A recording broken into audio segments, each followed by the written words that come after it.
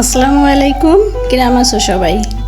আশা করি যে যেখানে থেকে আমার আজকের ভিডিওটা দেখছো সবাই সুস্থ আছো, ভালো আছো। পলিশ ভিলেজ লাইফে সবাইকে স্বাগত জানাচ্ছি। তোমাদের দোয়ায় আমিও আমার ছোট্ট মেয়েকে নিয়ে আলহামদুলিল্লাহ ভালো আছি।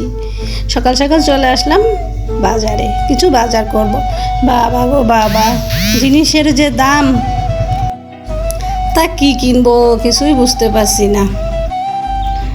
মাথাটা গেছে গরম হয়ে। 100 টাকার নিচে কোনো তরকারি নেই, তাই তো 10 টাকার কেওড়া আর 10 টাকার ঘাটকল কিনলাম। চলে আসলাম কিছু বেগুনের চারা কিনতে। বেগুনের কেজি নাকি 100 টাকা। বেগুন আর কিনবই না, গাছ লাগাবো, সেই গাছে বেগুন হবে, সেই বেগুনই খাবো।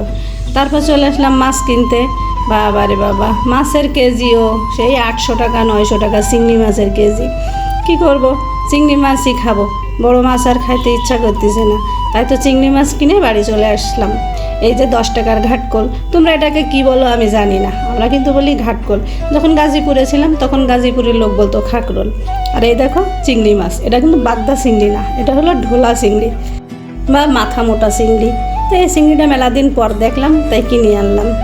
এই কয়টাগুলো চিংড়ি মাছ কয় টাকা জানো? এই চিংড়ি মাছগুলো 200 টাকার। তা গুনি দেখতেছি 200 টাকার কয়টা চিংড়ি মাছ বেটারা আমার দিলে। তো যাই হোক, এই চিংড়ি মাছ আজকে ঝোল করব আর ঘাটকল ভাজি করব। তোমরা যদি শেষ পর্যন্ত থাকো তাহলে দেখবা ঘাটকল ভাজি কি সুন্দর করে আমি রান্না করি। তো এতক্ষণে তোমরা কি একটা ভিডিওতে লাইক দিছাও না? যদি ভুলে গিয়ে থাকো তাহলে একটা লাইক দিয়ে দাও, আর যদি দিয়ে থাকো তাহলে তোমাকে অনেক অনেক ধন্যবাদ। দেখছো কয়টা চিংড়ি মাছ হয়েছে 200 টাকার। যাক, কিছুই করার নেই।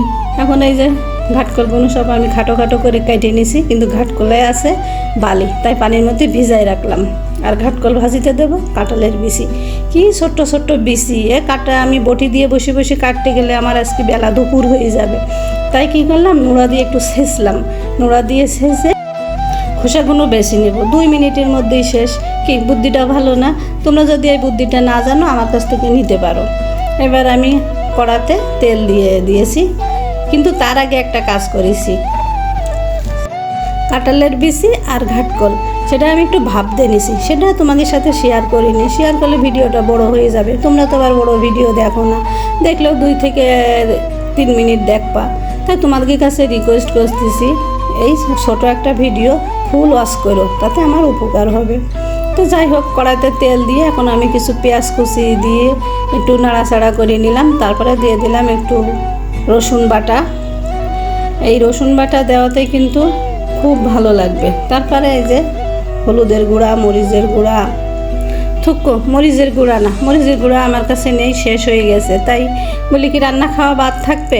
এই যে শুকনো মরিচ ব্লেন্ডার করে নিয়েছি, তাতে পানি দিয়েছি খানিকটা, দিয়ে একেবারে ঝোল ঝোল করে শুকনো মরিচ ব্লেন্ডার করেছি। সেই শুকনো মরিচ গুঁড়া একটু দিয়ে দিলাম, দিয়ে এবার লবণ দিয়ে মশলাটা ভালো করে কষাবো। মশলাটা যখন ভালো করে কষাই ফুটিয়ে উঠবে তখন তাতে দিয়ে দেব আমি সেই আমার ঘাটকল। দেখো মশলাটা কিন্তু ভালো করে কষাই নিছি, তেল তেল হয়ে গেছে। এবারে ওতে দিয়ে দেব ঘাটকল। তার আগে আর একটু দিয়ে দিলাম জিরা বাটা।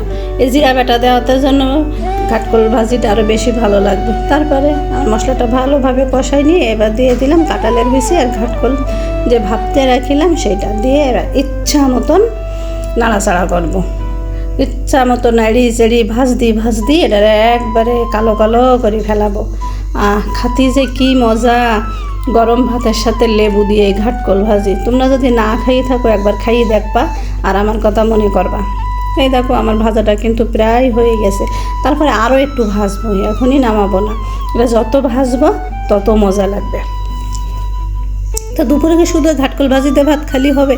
ঘাটকল ভাজি নাই আমি খাবো, কিন্তু আমার হিমি তো খাবে না। তাই হিমির জন্যে আবার আমি একটু চিংড়ি মাছের ঝোল করব। টাটকা চিংড়ি মাছের ঝোল না খাইলে কি আর মন ভালো লাগবে? সব যদি ফ্রিজেই ধুয়ে দিই তাহলে তো মনের মধ্যে কেমন যেন খসখস করবে। তাই এখন আমার সেই ঘাটকল ভাজিটা নামাই নিয়ে ওই কড়াইতে এখন আমি চিংড়ি মাছের ঝোল করতেছি। এই চিংড়ি মাছ কিন্তু ওল দিয়ে রান্না করলে, মিষ্টি কুমড়া দিয়ে রান্না করলে খাতে খুব মজা লাগে। তোমাদের সাথে একটা দুঃখের কথা কই, এই চ্যানেলটা আমি খুলেছি নতুন, কিন্তু 4টা ভিডিও আপলোড দিছি, সাবস্ক্রাইবার কিন্তু ওই 7 জনই আছে। যদি নতুন কোনো বন্ধু আজকে আমার এই ভিডিওটা দেখো, যদি ভালো লাগে তো একটু সাবস্ক্রাইব করি আমার পাশে থেকে নে।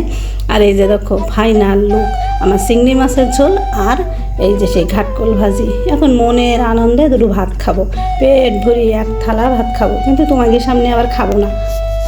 তোমাকে সামনে যদি খাই তাহলে তোমাকে আবার লোভ লাগবে লে, তখন আমার আবার খারাপ লাগবে। তোমাকে না দিয়ে খাতি কি ভালো লাগবে, তাই তোমাকে সামনে খাবো না। এমনি ভাতটা আমি বেরিয়ে নিলাম, নিয়ে আমি একা একা বসে খাবো।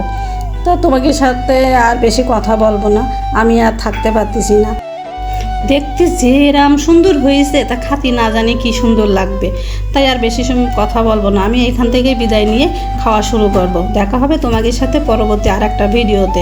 ততক্ষণে সবাই ভালো থাকবা, সুস্থ থাকবা, নিরাপদে থাকবা। আর আমার ভিডিওতে যদি এখনও লাইক না দাও, শিগগিরই একটা লাইক দিয়ে দাও। হ্যাঁ, আমি গেলাম, তোমরা ভালো থাকো। আল্লাহ হাফেজ। আসসালামু আলাইকুম রহমতুল্লাহি ওয়া বারাকাতুহু।